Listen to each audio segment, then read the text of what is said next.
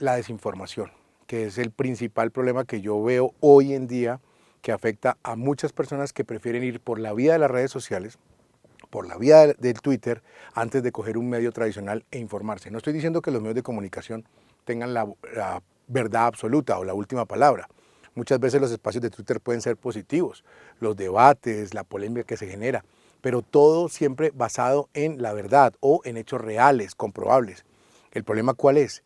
El problema es que tú en Twitter entras, pones una información sin confirmar e inmediatamente estalla el polvorín.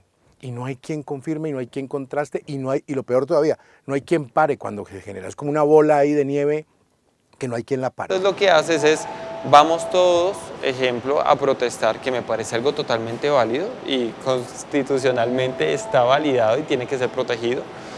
Pero más allá de eso, no solo que una persona cante o mencione el discurso y que el resto comience a repetirlo, sino que cada uno, bajo la construcción de un sentido crítico, pueda comenzar a movilizarse, que es lo que me parece que en ocasiones le hace falta al país. Una buena parte, si no el 90, casi el 100% de lo que circula es falso.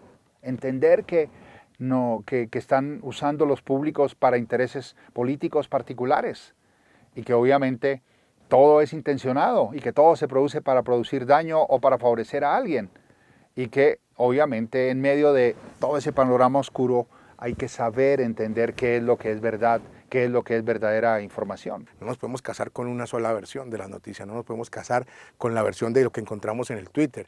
Y lo más irresponsable que pasa en algunos momentos en medios de comunicación, y es que hay periodistas que lo hacen, leen el Twitter.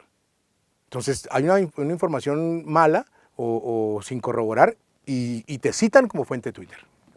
Las campañas siempre aluden a lo peor de los personajes. Siempre hay un personaje oscuro. Aquí se hizo famoso un ciudadano venezolano que era asesor de campañas políticas y obviamente intentaba siempre sacar lo peor de los candidatos para sacarle provecho al candidato que le pagaba. Y ocurre lo mismo en las redes. Siempre,